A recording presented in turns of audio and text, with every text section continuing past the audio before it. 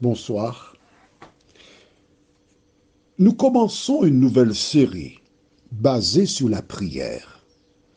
Tu retrouveras Claudie à compter du mois de mai prochain, si Dieu veut, dans peu de temps.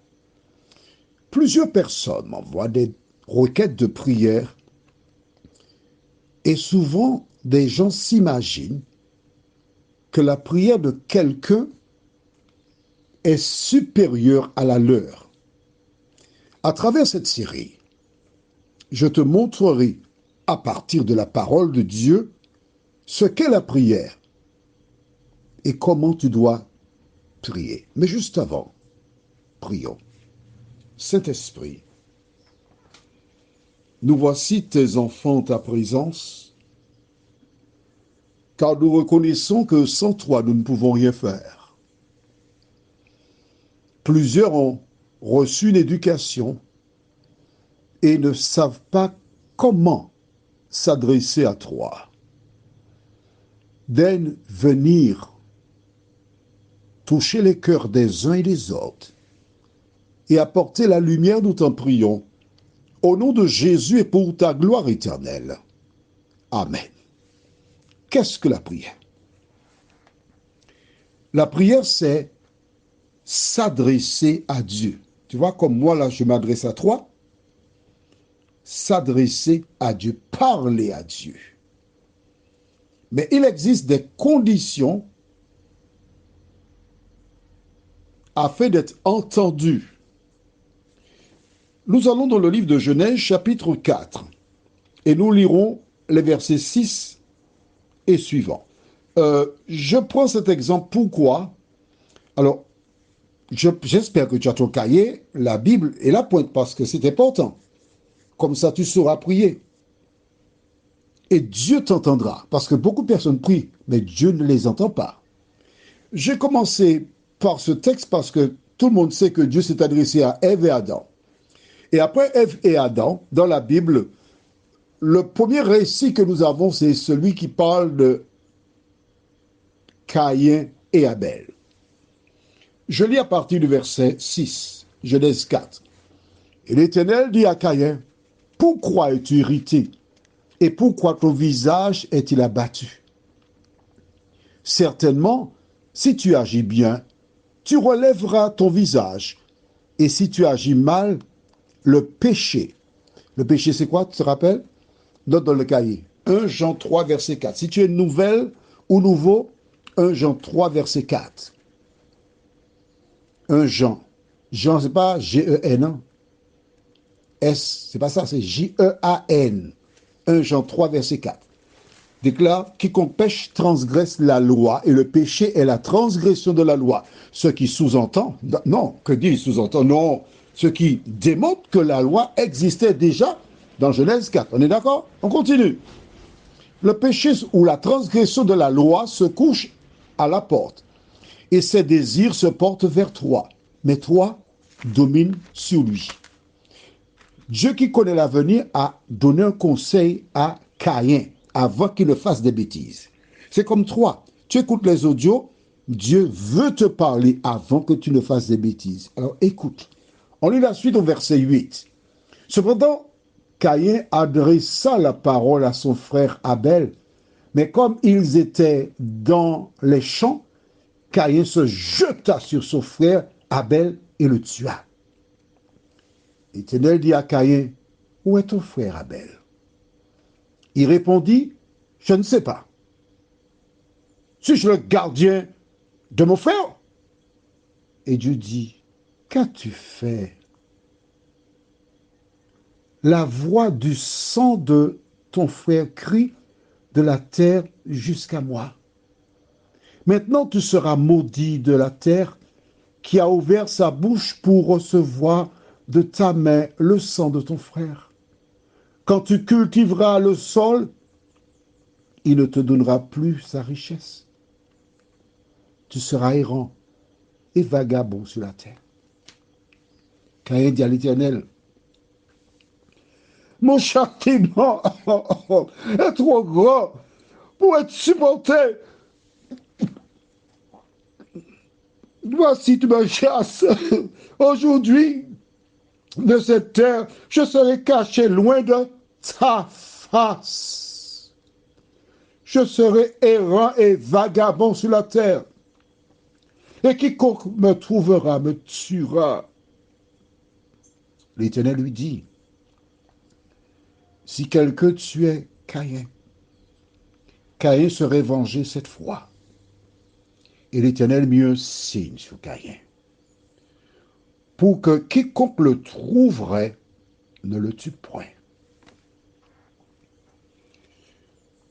On peut dire que c'est la première prière, où Caïn prend conscience. Et tu notes bien qu'il dit dans sa déclaration, je serai d'abord caché loin de ta face. Après, je serai errant, vagabond, mais je serai caché loin de ta face. Parce qu'il y a une séparation entre toi et moi. Le péché, donc, met une séparation entre Dieu et toi. D'accord? Mais tu as noté aussi que c'est Dieu qui a fait la démarche vers Caïn. C'est Dieu qui apporte une solution à Caïn. C'est Dieu qui lui dit, écoute, tu as ma protection. Parce que Dieu est amour. Qui que tu sois, quel que soit ce que tu aies pu commettre, Dieu t'aime. Voilà pourquoi il m'envoie vers toi pour te dire de prendre courage. Voilà pourquoi il te dit, voici le chemin, marchez-y. Pourquoi? Parce que Jésus est venu sur terre et qu'a-t-il dit? Je suis venu chercher et sauver ceux qui étaient perdus. Alors tu vois que Caïn a dit, je serai loin de toi. Allons au livre de Ésaïe, chapitre 59, versets 1 et 2. Ésaïe 59, les versets 1 et 2. Les puristes noteront que je ne lis pas les versets dans l'ordre. Tu es au cours, hein? Et dans le cours, le professeur peut faire n'importe quoi pour voir si tu suis. La Bible déclare, non, la main de l'Éternel n'est pas trop courte pour sauver, ni son oreille trop dure pour entendre. Mais ce sont vos crimes qui mettent une séparation entre vous et votre Dieu. Ce sont vos transgressions de la loi. Je t'ai expliqué tout à l'heure 1 Jean 3, verset 4. Dans la Bible, c'est marqué, ce sont vos péchés. Mais la définition du mot péché, selon 1 Jean 3, verset 4, c'est la transgression de la loi. Donc, quand tu lis la Bible et tu arrives sur le mot péché, au lieu de dire péché, tu dis transgression de la loi. Ce sera beaucoup plus simple pour toi. D'accord? Donc, dans l'original, mais ce sont vos crimes qui mettent une séparation entre vous et votre Dieu. Ce sont vos péchés qui vous cachent sa face et l'empêchent de vous écouter. Attention. La Bible déclare que les péchés mettent une séparation entre Dieu et toi, et cela empêche à l'Éternel de t'écouter. Tu peux te mettre à genoux, crier, pleurer, gémir. Ça ne sert à rien. Pourquoi? Parce qu'il y a une séparation entre toi et Dieu. Et cette séparation est due à quoi? À la présence du péché. Est-ce que c'est clair pour toi? C'est clair? Allons au livre de 2 Timothée, chapitre 2, verset 19. Tu vois, je te dis ce que dit la Bible. Et je dis toujours qu'il te faut la lire. Chaque année, je la lis. Et je félicite toutes celles et ceux qui, depuis un moment, m'entendent dire la même chose. Lis la Bible, lis la Bible, lis la Bible. Même si tu utilises l'expression martiniquaise qui dit en créole, on dit, ou qu'à parler comme rara. Tu parles comme un rara. Rara, c'est tu répètes, tu répètes. C'est pour ton bien que je te dis ça. Ça, c'est ton problème. Hein? 2 Timothée 2, verset 19 déclare, néanmoins, le solide fondement posé par Dieu subsiste avec ses paroles qui lui servent de sceau le Seigneur connaît ceux qui lui appartiennent. Et quiconque prononce le nom du Seigneur, qu'il s'éloigne de l'iniquité. Écrit dans le cahier 1 Jean 5, verset 17. Si tu ne connais pas la définition, 1 Jean 5, verset 17. C'est bon? 1 Jean, c'est toujours, c'est pas G-E-N-S, hein, c'est Jean comme le mot prénom, la première partie de mon prénom. Le plus beau prénom masculin, Jean-Claude. Tu sais pourquoi? À cause des initiales, JC. Bien, on ferme la parenthèse. Restons ensemble. 1 Jean 5, 17 dit, la première partie, toute iniquité est un péché. Et qu'est-ce que le péché? 1 Jean 3, verset 4, quiconque pêche transgresse la loi. Donc, la Bible déclare, quiconque prononce le nom du Seigneur, qu'il s'éloigne de l'iniquité, ou encore du péché, ou encore de la transgression de la loi. Fondamental. Si tu nommes le nom de Jésus dans ta bouche, il faut être sûr que tu es en règle avec la parole de Dieu. Pourquoi? Note dans le cahier. Proverbe 28, verset 9, puis le verset 13. Proverbe 28, verset 9, et ensuite le verset 13. Si tu veux chercher, mais oui, il faut chercher, il faut lire avec moi. Mais si, il faut lire avec moi. Proverbe 28, verset 9. Tu as trouvé? C'est bon? On peut y aller? D'accord. Si quelqu'un détourne l'oreille pour ne pas écouter la loi, sa prière même est une quoi? Abomination. Ou encore malédiction. Tu as entendu ça? La Bible est un ouvrage qui est entier. Elle ne se contredit pas à la parole de Dieu. Si quelqu'un détourne l'oreille pour ne pas écouter la loi, sa prière même est une abomination. Alors, c'est comme une expression aux Antilles, en Martinique précisément, c'est-à-dire que tu as lavé tes mains proprement avec du savon et tu essuies les mains par terre. Tu passes tes mains par terre pour enlever l'eau. C'est ça que tu fais. Verset 13. Celui qui cache cette transgression, ou encore, la transgression c'est quoi? Rappelle-moi, 1 Jean 3, 4.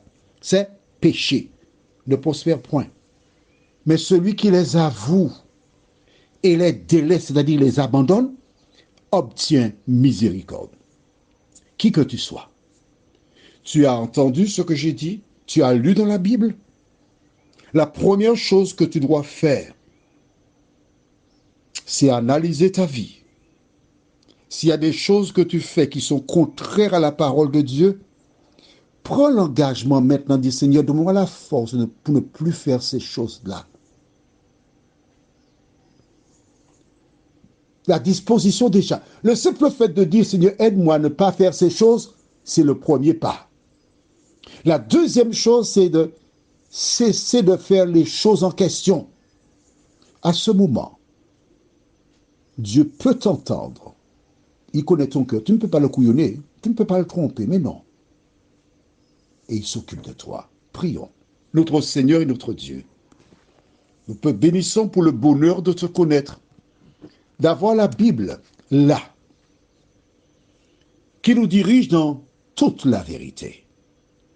Merci Seigneur de nous aider jour après jour à la lire, car plusieurs qui ont entendu cette audio ce soir découvrent la vérité.